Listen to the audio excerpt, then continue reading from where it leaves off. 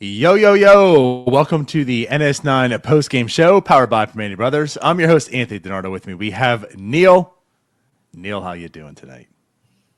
I'm so happy I spent my Friday night watching this. Isn't this lovely? Yeah. Couldn't think of a better way to do it. Don't you have a birthday coming up? I do. Well, happy birthday. Thanks. Pirates dropped their 7th in the row. They lose 2-1 today to the Minnesota Twins. Paul Skenes takes the start, looks tremendous to start off the game. Gives up 2-5, takes another L. He's 4-8 on the year with a 2.0. I gotta look at it again. 2.02, I think it is. Sorry. 2.01. 2.01 ERA. 4-8, 2.01 ERA. How you doing? Paul has to be so mad in the clubhouse. Like after he has one win in his last 14 starts. Yeah. I don't know what else he's supposed to do, man. I don't know if you want to start off with this, but I'm still kind of peeved that they just keep taking him out early. I don't care that he's pitching for the All-Star game. I'm so mad that we're sacrificing chances to win baseball games for him to pitch one inning at the All-Star game. I think it's stupid. I get it. I definitely get it. And, we talked a little bit about it the last start, assuming the reason why he's pulled and setting up what today probably will look like. And it's all come to fruition. So, yeah, we can certainly talk about that a bit. I think that's certainly a story to talk about tonight. And I'll tell you what, before we do talk about that, let me tell everyone about BetOnline. So BetOnline continues to be your number one source for all your sports betting action. And with baseball in full swing and football season around the corner, BetOnline has more ways to stay in on the action with the latest odds, news and scores, even live in-game betting. From MLB, UFC to tennis and NFL futures, BetOnline remains your choice for sports wagering info. In between games, head over to the BetOnline Casino with all the top Vegas-style games, including poker and live casino. Head to the website today and take advantage of the industry-leading VIP program with level-up bonuses and weekly cash boosts. BetOnline, the game starts here. So, Neil, I guess I set up this show again, as we talked about from the previous start. And in saying back then, I don't really have a problem with it. I completely understand your side of it, which I think you're leading to. The people who are upset about this in the All-Star game's an exhibition game. You should be here winning games, pulling him early for this. This is terrible. And I said it then, it's a loser mentality. It is a loser mentality. Doing this is a loser mentality. I guess where I come from and why I'm okay with it is the team's now 19 games under 500. If Paul Skenes was able to pitch 7 today, he's still taking the L. Still 2-1. He doesn't make the offense score more runs by going 7 today. I'm not trying to excuse. I'm not trying to apologize. But they're 19 games below 500. If you're saying how pissed off is Paul Skenes in the clubhouse at this point in time with all everything that's going on, you know what? Throw the damn guy a bone. I guess that's where I kind of look at it. He's been going through this, and I don't think, I think he's more pissed off from my perception of Paul Skenes and the player he is. He wants to win at all costs. He's going to blame himself. He's not going to sit here and say, this team. It's, I got to do better. Right? He's pissed off the team's not winning, not that his record's 4-8, right? I think that's the way he looks at it. But at the same time, it's just like, he's 23 years old. He's going to go to a second All-Star game. And with Zach Wheeler now bowing out, it's likely he's starting again. He's going 2 for 2 in seasons that he's participated in, being in All-Star games and starting.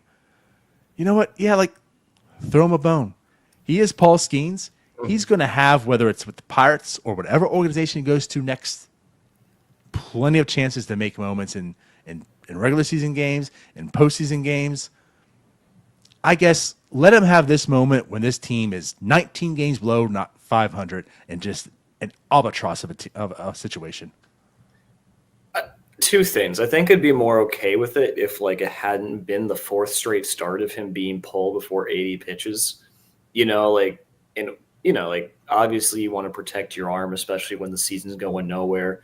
Yeah, I know he said he wants to pitch 200 innings. I think he said he wanted to do that before the season. Obviously, you don't necessarily want that, but like it's the principle about it, right? And like you said from the outset, this is a loser mentality where we are letting these games not matter, where you have these young guys fighting for spots. You have these guys trying to, come up and understand what a winning baseball team is like.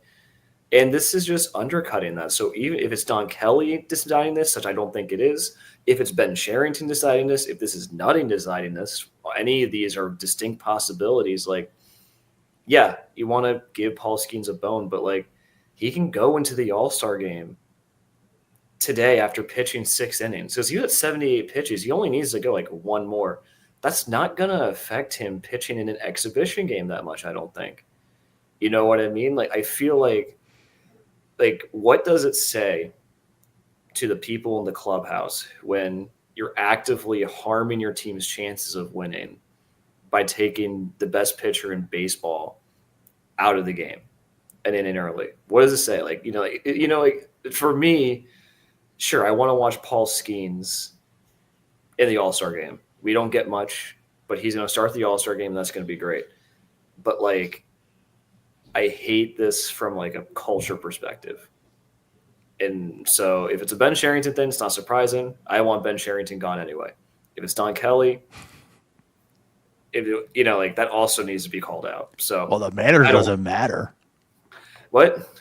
The manager doesn't matter, Neil. Oh, I know that's what I'm told. I that's what you keep saying, but if we're gonna go along with this, but yeah, right. It's just it bothers me, and it's a little thing, but it bothers me. You say it's a little thing. It's not. It isn't, and I recognize that. That's why I say I see both sides of this. I absolutely do. I really do. It is wrong. It is wrong in the big picture. You are a Pittsburgh Pirate. Everyone here should be trying to win. That's what you should be trying to accomplish. But also looking at the player-centric side, the other side of this also, again, knowing like some self-awareness. Does this game actually matter in the grand scheme of things when, like, hey, Paul Skenes, you're given this opportunity that many people don't get? Zach Wheeler can bow out of it because he's been there, done that.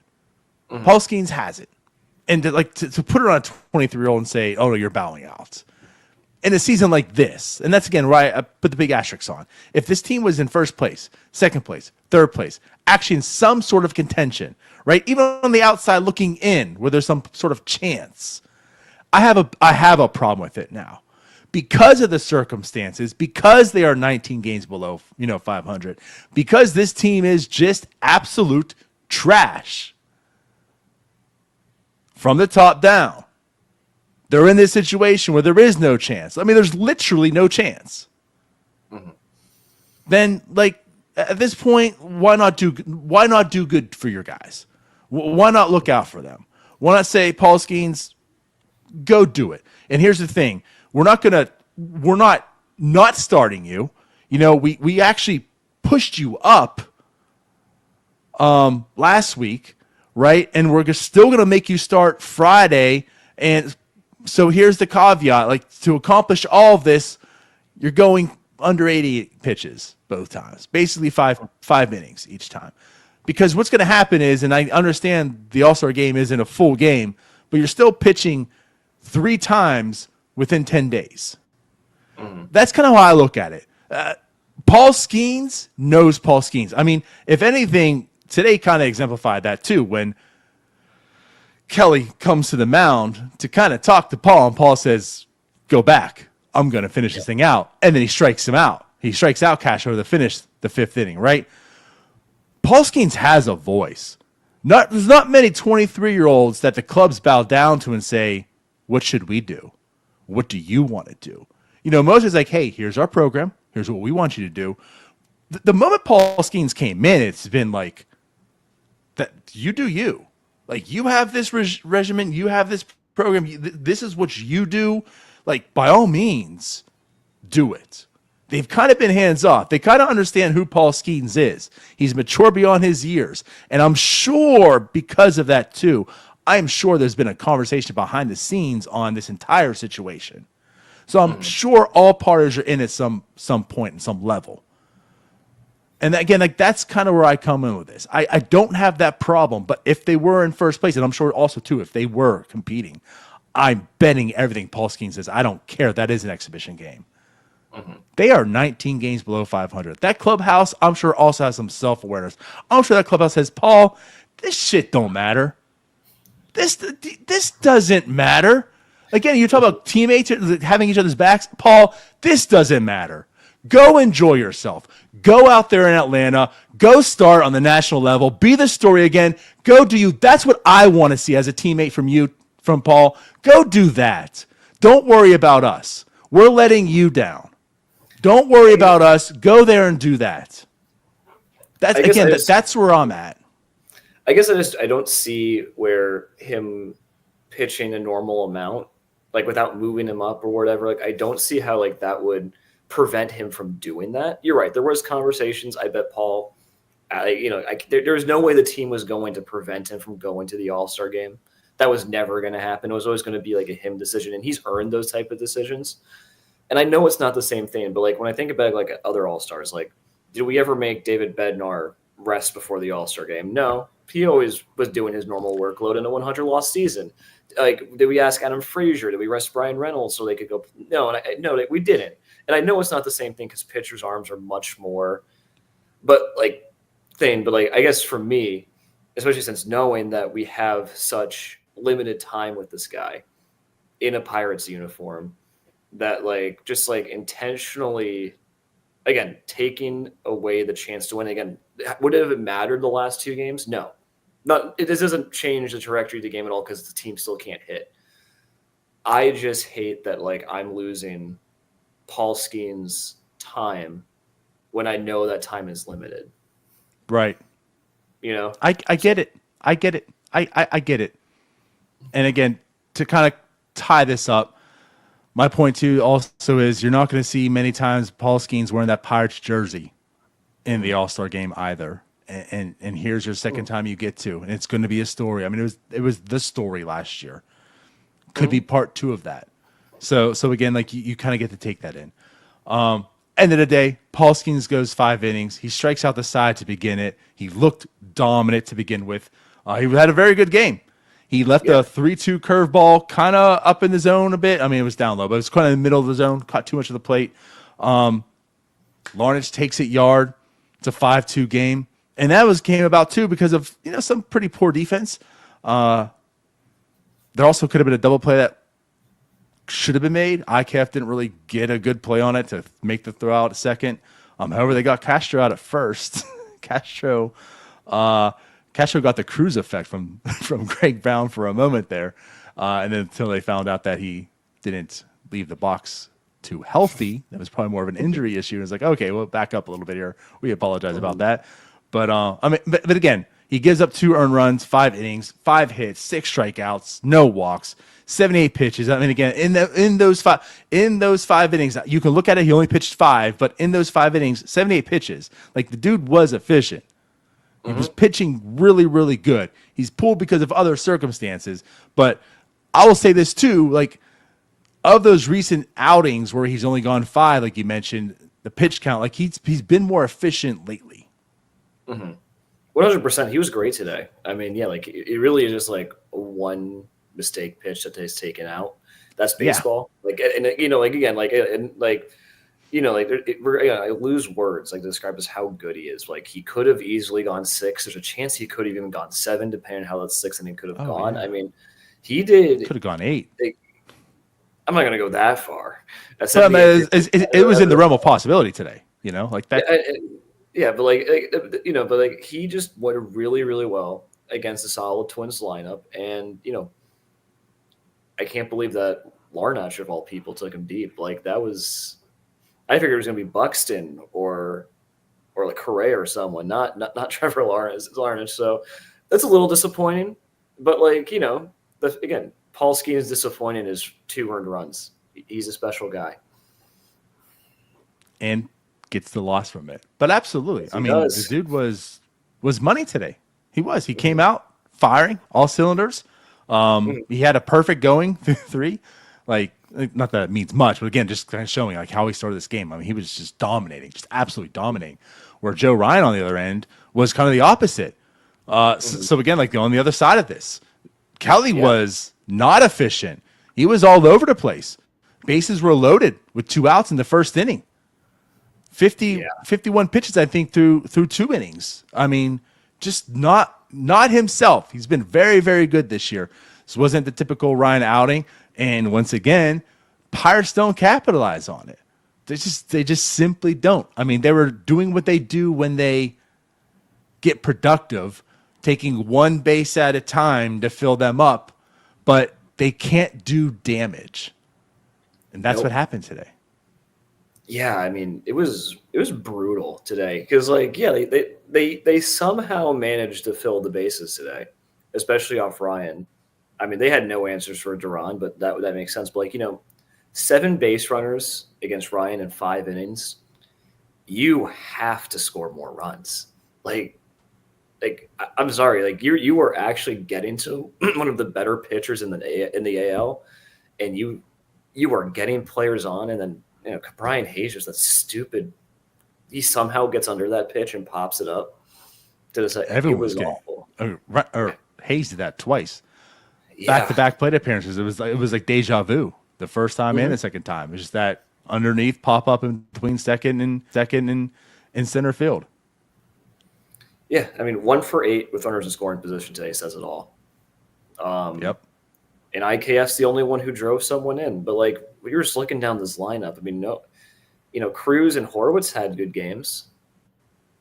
Both of them got on twice. I mean, Cruz almost killed Ryan in the first inning. That was Yeah, he did. Yeah, like 115 off the bat. 100. Like I looked away and like on my like real sports app was like 115 mile an hour single to the pitcher, and I was like, what the heck happened? Right. Exit velocity don't matter. Yeah, it does. You're safe when you do that. Yeah. But it's depressing to watch, man. I know I keep saying that every time, but like it doesn't change, Like we've lost 7 straight games, and it's because of this offense. They can't score runs. But you're right. And again, like the first inning just capitalizes everything. Tommy Pham, who's been producing, and also, I mean, he had the single today, gets thrown out at second. In doing so, he tried to stretch out for double. Perfect throw. Just great defense. Nothing against him. But I mean, he starts off with a strikeout. Okay, whatever. Cut singles, right? Brian Reynolds flies out. That's going to be a theme. Nick Gonzalez walks. He had a great at bat. I mean, a lot of pitches there. Oh no, Cruz singles, like you mentioned, the 115 off the bat right to Ryan. Bases are loaded. And then Brian Hayes pops up. Now, Cruz has been more or less the leadoff guy for most of the season, right? So it's typically been Cruz, Kutch, Brian Reynolds of some sort, in that way. And we've been talking about it. It's like if 1 or 2 of those guys are off, this lineup is not good, right? And Cruz has been dropped down to the 5 hole. But still, Cruz has been struggling to some level. Oh, not some level. He's been struggling. He's been struggling for a while, right? He's been better in July, and Reynolds, he has. But he has been struggling for some time. Tommy Pham has been hot, so him in the leadoff spot kind of makes sense. And Kutch has been the singles master. He's been okay, but just a lot of singles, no real extra base hits. But yeah, Brian Reynolds, absolutely just struggling. And it just continues again. So, excuse me, 3 strikeouts today, 0 for 4. In the month of July, 35 plate appearances, 16 strikeouts. We've been saying this time and time again. He has to get better. And he's been really bad. I'm going to take this cough drop. I'm a little bit sick. it's so frustrating because like his expected stats are like better than they were last year. If you're looking in terms of like how he's hitting the ball, like his Savant page is all red, and he is just not putting it together in any real capacity. And like, yeah, you're right. We can't have that. Like, he's paid the big bucks. He's the first $100 million contract the team has ever given out. Like, it is unacceptable for Brian Reynolds to have a 655 OPS by July. Is it his fault the team is bad? No, but like he has to be one of those guys. I mean, he has partial blame of why this team is this bad. It should 100%. Be better, but right. Like, it's not entirely his fault, but like when you were paid the money and no one else on this lineup is paid, like I think the next highest paid player in this lineup is Brian Hayes, then Kutch, then I don't know, like Pham, like, you know, like it's a wide margin. Like, he can't be this bad. He's hitting in the middle of the order. He couldn't deliver in the first inning when everyone else was getting on base. 3 strikeouts is pathetic. Like, I'm sorry, that like you have to do better. And so if this is the new Brian Reynolds, the question I have is, how in God's green earth does Ben Cherington think we're 1 or 2 pieces away? Because that's what I'm hearing, and that's the justification for why he gets to keep his job. I don't know how you can watch this year, this 7-game losing streak, and with your best players playing like garbage, and you think that sitting 19 games under 500 before the All-Star break, and think we're just 1 or 2 pieces away. We're close. We're on the doorstep. Yeah. But we're not. We are not close. And we're going to, unless Brian Reynolds turns it around, you're still, I don't know, like, it's still not good enough. Well, the thing about Brian Reynolds, I mean, you're right. Like, when you look at expected numbers, he has been unlucky. And I mean, that's part of it. Like, there's some unluckiness too there. I'm not blaming everything. Like, he can't be this bad strictly because he's been unlucky.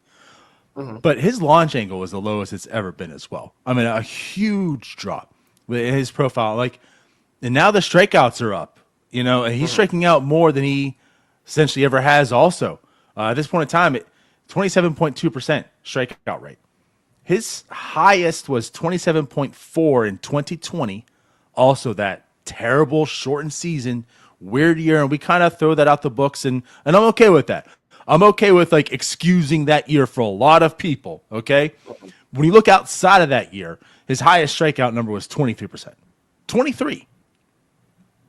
It's up to 27.2. He's striking out more. He's Eric Hosmering the ball at this point in time.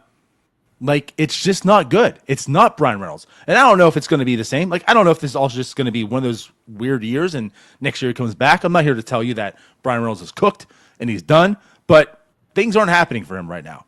You know, and yes, there is some unluckiness to his game, but there's also a lot of things that aren't typical to his game that's in the wrong direction. So, at any rate, yes. I mean, again, and people, I don't understand too. People are saying in the comments here. I've seen on Twitter, we don't talk about Brian Reynolds enough. I feel like we talk about every single game, and we do it because it seems like every single game he's been bad. He has that hot week, and then he turns back into this. And then again, like July has been severely bad. I mean, it's still just 2 hits. Let me go back here again. In the month of July, like I mentioned, it was 35 plate appearances. Yeah, I mean, still he has 2 hits in the month of July, 2 hits, and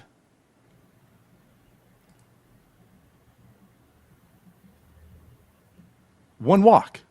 2 hits, 1 walk, 16 strikeouts. That's July for Brian Reynolds.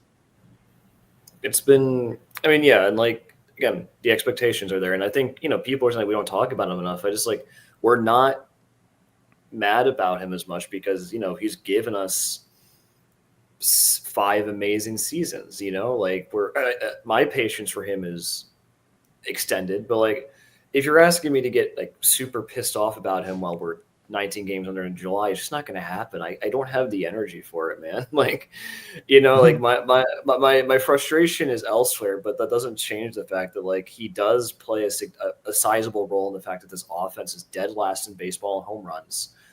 probably lowest. I don't know if we're lowest in runs scored anymore. I think we were ahead of the Rockies, but like we're bottom three in slugging. Like Reynolds does have a lot of issues with that playing in the heart of the order. The Pirates have one more run than the White Sox, who also played one less game. Pirates scored one today, so whatever the White Sox did, there you might have it right there. The White Sox scored 4 runs. So there you go. So the Pirates are back to last. And again, the White Sox are doing that with one less game also. Yeah, I mean, like I said, like Brian Reynolds is not the biggest issue with the team, but like he is a microcosm of the offense as a whole this year. For sure. And I go back and saying, like, yes, he's been afforded patience. But patience is, okay, like now it's May. Okay, well, the prototypical June's coming up for Reynolds, so I wish it didn't take this long. Because, again, he's heated up in June, but his Aprils and Mays have never been as bad as they were this year. Again, that was a bit of a difference, too. You know, like, April, May, B-Ray is like league average. And then he heats up in June and becomes that above average dude. You know, this year was like, hey, you're a 75 weighted runs created plus dude. Like, that's really bad. And then June came and it never happened. In like a week. That was it. And we're back to this. So again, like the patience, he's been afforded that because of his track record. But now we're in the middle of July. We're at the All-Star break. And you're essentially one of the worst players in baseball. I mean, it is what it is. I mean, he's one of the worst players in baseball. Because again, you factor in the defense and everything. That can't be Brian Reynolds. Not at this point in time. So yeah, I mean, he has a sizable to what he can give portion of this team's failures.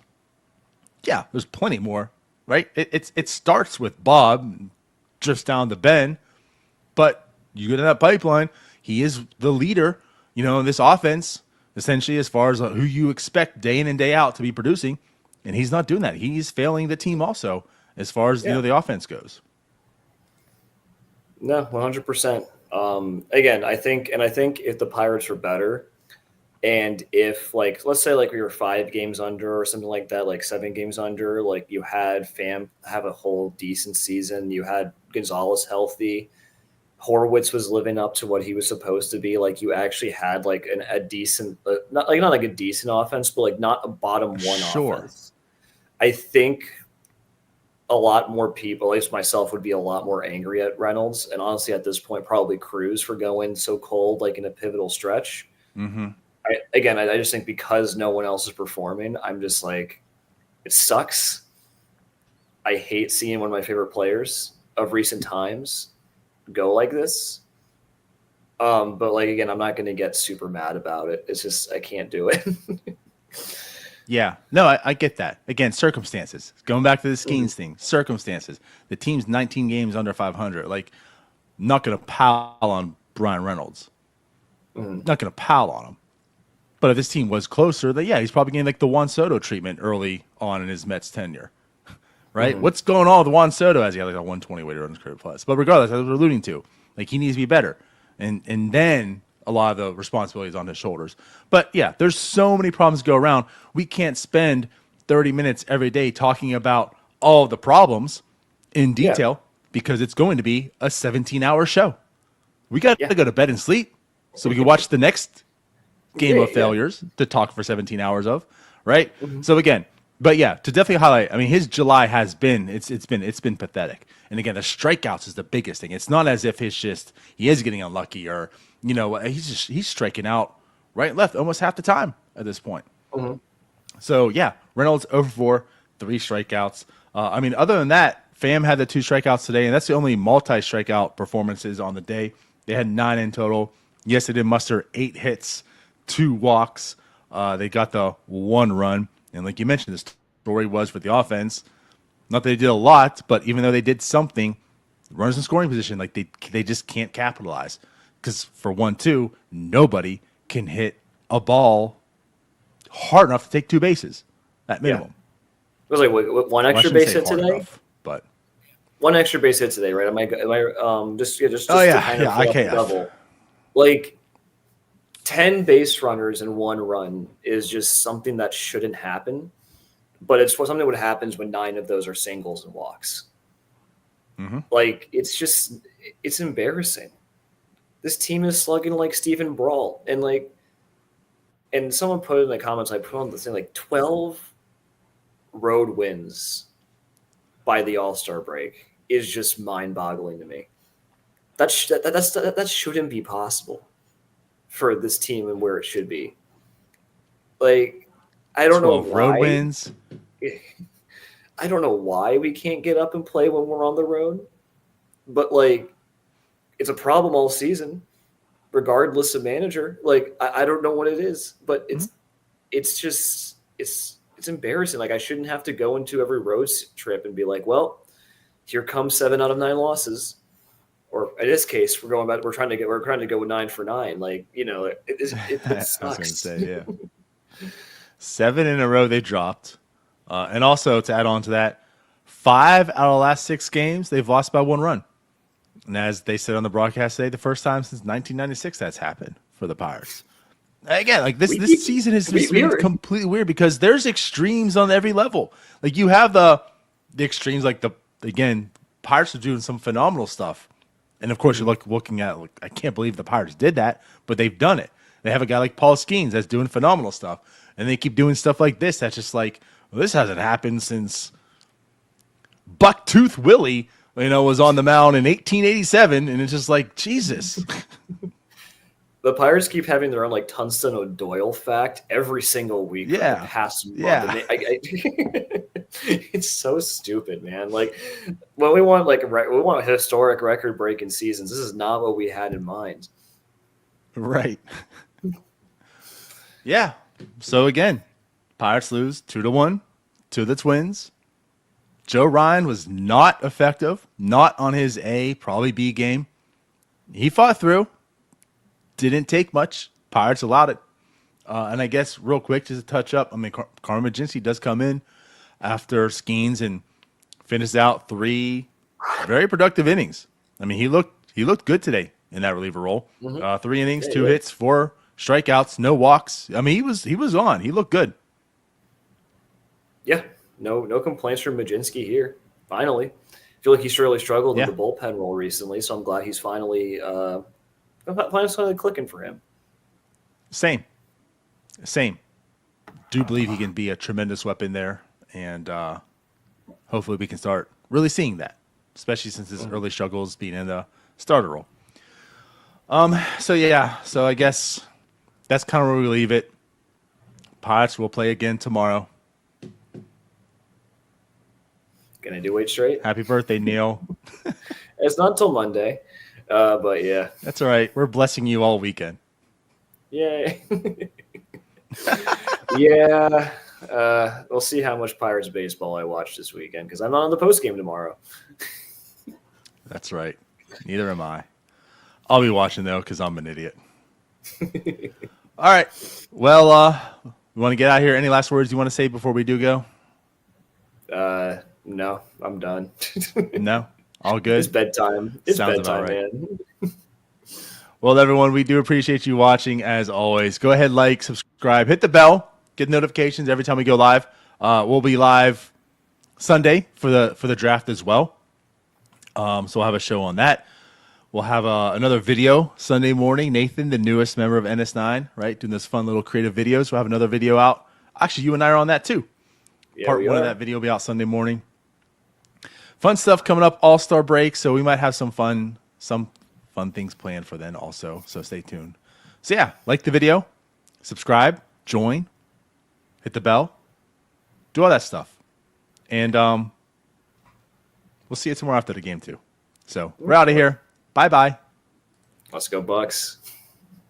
All right, that wraps up this episode of North Shore 9. Thanks so much for tuning in. Whether you're listening on the podcast or catching us on YouTube, if you enjoyed the show, please give this video a thumbs up and don't forget to hit that subscribe button if you haven't already. It really helps us grow. And if you're listening on the podcast, a quick review goes a long way in helping others find the show. Plus, be sure to tell a friend about us. There's always room for more here in the NS9 community. And for those looking to support us a little more, consider joining our Patreon, become an MVP member, and get exclusive perks while helping us continue to bring you more of the Pirates content you love. Thanks again for all your support, and let's go Bucks.